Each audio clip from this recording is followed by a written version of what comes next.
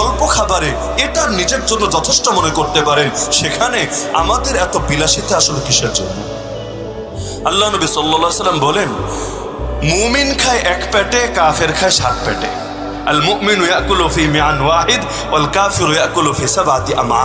এমনকি নবী বলেন, মুমিনের একজনের খাবার 2 জনের জন্য যথেষ্ট হয়ে যায়, 2 জনের খাবার 4 জনের জন্য যথেষ্ট হয়ে যায়। এই হাদিসটা আমাদের সবচাইতে ভালো বুঝে এসেছে জেলের ভেতর। জেলের ভেতরে কিভাবে? জেলে যারা যায় সবাই তো কোটিপতি, তাই না? লাখপতি তো হবেই, আরে হাজারপতিও তো না অনেকে। এই যে 1400 জনকে 2021 সালে একসঙ্গে, যার মধ্যে মাদ্রাসার নিরীহ ছাত্র আছে শত শত শত শত, যাদের বাড়ি থেকে পর্যন্ত মাসের পর মাস পার হয়ে যায়, 10টা টাকা পর্যন্ত পাঠাতে পারে না, কারণ মামলা দেখবে কিভাবে। এমন ছেলেও ছিল যার গোটা পরিবার নির্ভরশীল ছিল তার একার খরচের উপরে, ওর কামাই নাই, মানে পরিবারের আয়ের কোনো দ্বিতীয় ব্যবস্থা নাই, তো ওরে আবার কে টাকা পাঠাবে? তো এখন কারাগারের মধ্যে জেল যারা চালায়, এতটুকু যোগ্যতা এবং বুদ্ধি আল্লাহ তাদেরকে দিয়েছে। ধরেন আপনি মুরগি যদি কিনেন, কাশিমপুরে 50 টাকা 1 পিস মুরগি পাওয়া যেত, 50 টাকা 1 পিস মাছ পাওয়া যেত, এক একদিন এক এক আইটেম দিত। তাহলে দেখা যেত 1 পিস মুরগি কিনেছেন, ঝোলটা আর আলুটা একটু বাড়িয়ে দিত। এটা ভালো যোগ্যতা, আসলেই ভালো গুণ, ওরা বাড়িয়ে দিত।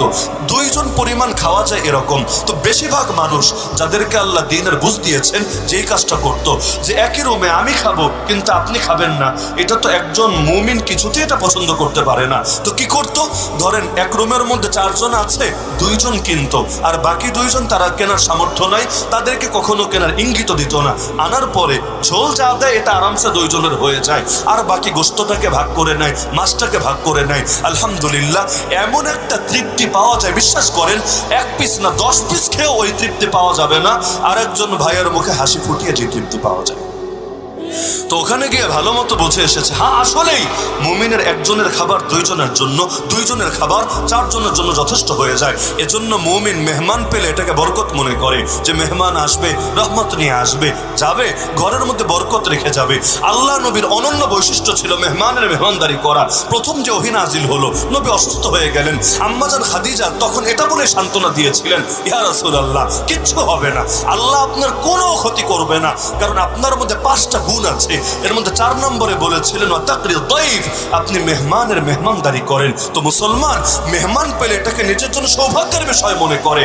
অপরদিকে যদি ভেতরে ইমানের ঘাটতি থাকে, উল্টা প্রশ্ন ছড়ে দেবে, দাদা খেয়ে এসেছেন না গিয়ে খাবেন? এই টাইপের কথাবার্তা হয় না দুনিয়ার বুকে? হয়। এমনকি 1 পিস যদি বিস্কুট দেয় আর সাথে একটা কলা দেয়, পুরোটা খেয়ে যাবেন কিন্তু, মোটেও যাতে বাকি না থাকে। এই টাইপের কাঞ্জুসি আমাদের অনেকের ভেতরে আছে। আমরা বেশিরভাগ মানুষকে ফর্মালিটি মেনটেন করার জন্য